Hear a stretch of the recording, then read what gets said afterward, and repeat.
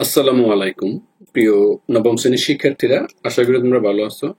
আজকে আমরা তোমাদের সাথে শেয়ার করব তোমাদের পাঠ্য বইয়ের 146 পৃষ্ঠার অঙ্কগুলো। আশা করি তোমরা খুব সহজে দেখবে। এখানে দেখো, আমরা জাস্ট বেশ কয়েকটি অংশ আমরা তোমাদের সাথে আলোচনা করেছি।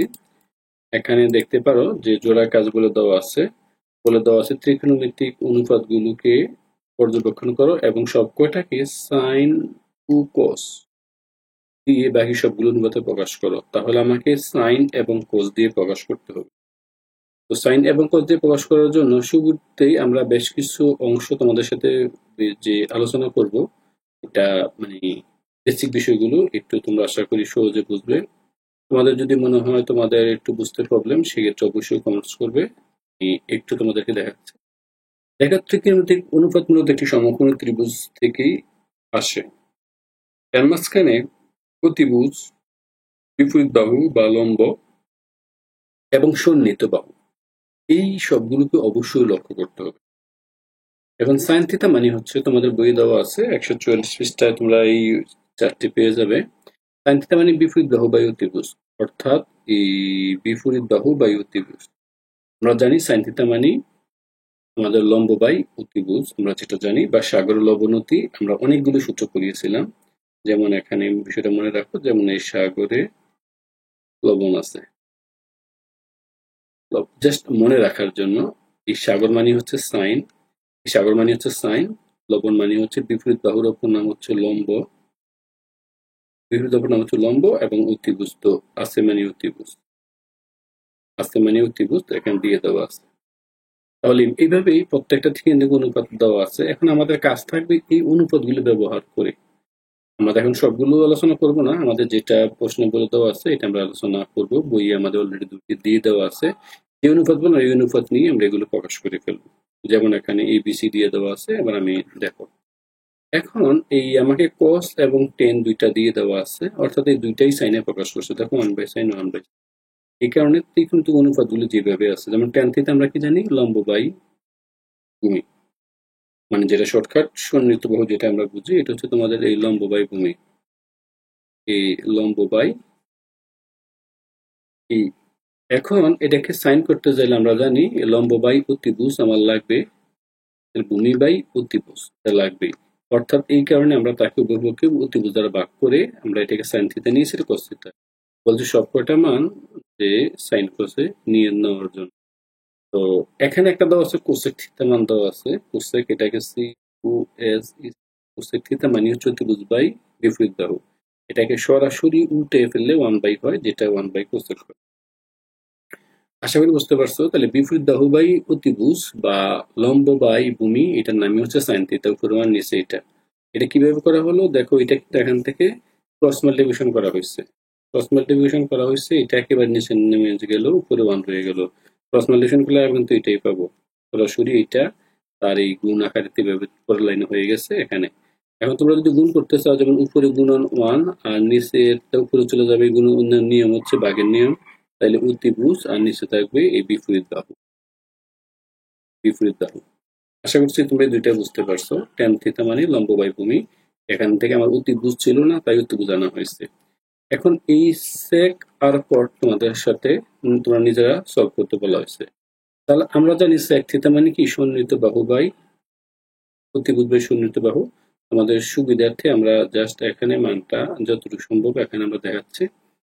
দেখো, এই সেক থিটা মানে হচ্ছে আমার কি, আর অতিভুজ বাই আর সন্নিহিত বাহু, অর্থাৎ এই অতিভুজ, এই অংশটা অতিভুজ বাই সন্নিহিত বাহু, অতিভুজ বাই সন্নিহিত বাহু। এখন আমাকে বলছে সাইন অথবা কোস। তাহলে কোস করার জন্য আমরা জানি cos থিটা মানে কি, দেখো এখানে তোমাদের যে পাশে সেটা দিয়ে দেওয়া আছে, cos থিটা হচ্ছে সন্নিহিত বাহু বাই অতিভুজ। cos থিটা যেটা মনে রাখবো, cos থিটা মানে হচ্ছে, আমাদের একটু শর্টকাট নিয়ে নেই, কবরে ভূত আছে, এটা দিয়ে আমরা মনে রাখবো। তাহলে কবর মানে হচ্ছে cos থিটা, ভূত মানে হচ্ছে তোমার ভূমি, আছে মানে হচ্ছে অতিভুজ। তাহলে আমরা এই cos থিটা আর sec থিটা হচ্ছে cos এর উল্টা, আমরা যেটা জানি। তাহলে এই sec থিটা মানে হচ্ছে এটা উল্টো হবে এই অতিভুজ বাই ভূমি।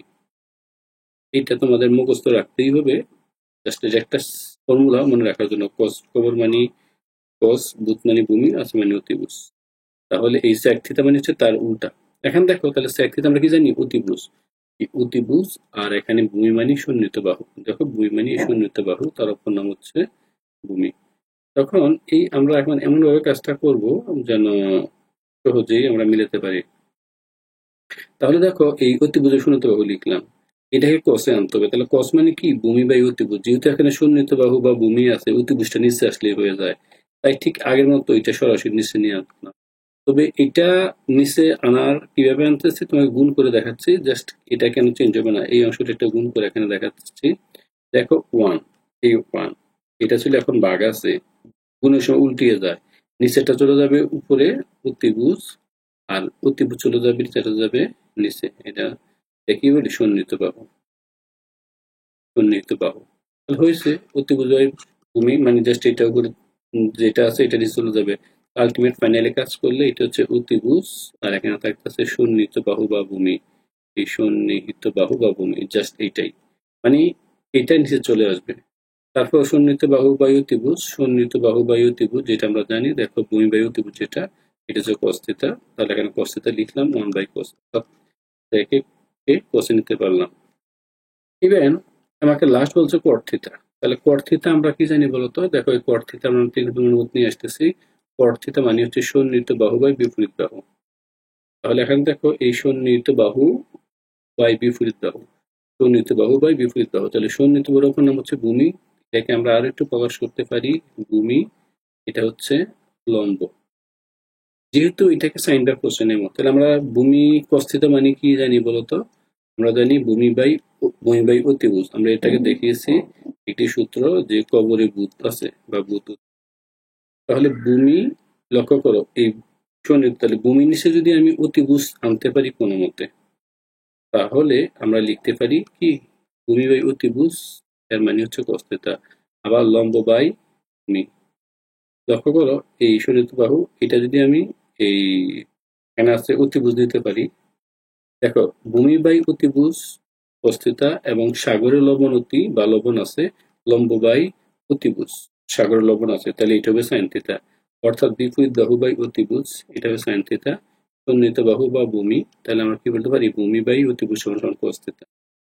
তাহলে এই sec থিটাকে 1/cos এ আনলাম, আর cot থিটাকে cos বাই sin এ আনলাম। আশা করি তোমরা এই অংশটা বুঝতে পেরেছো। তো শিক্ষার্থীরা একটা কথা অবশ্যই মনে রাখবে, যে ত্রিকোণমিতিক অনুপাতগুলো এইগুলো কিন্তু তোমাদের শিখতেই হবে। এগুলো যদি না পারো তাহলে তোমরা কিন্তু আটকিয়ে যাবে। তোমরা চাইলে উচ্চতাকে লম্ব বলতে পারো, তোমরা যেভাবে শিখো তাকে লম্ব দিয়ে শিখতে পারো, তাকে ভূমি দিয়ে শিখতে পারো, তাকে ত্রিভুজ দিয়ে শিখতে পারো। এনি ওয়াই তোমাকে এটা শিখতে হবে এবং এটা জানতে হবে। তো আজকে এ পর্যন্তই। সবাই ভালো থাকো, সুস্থ থাকো, আল্লাহ হাফেজ।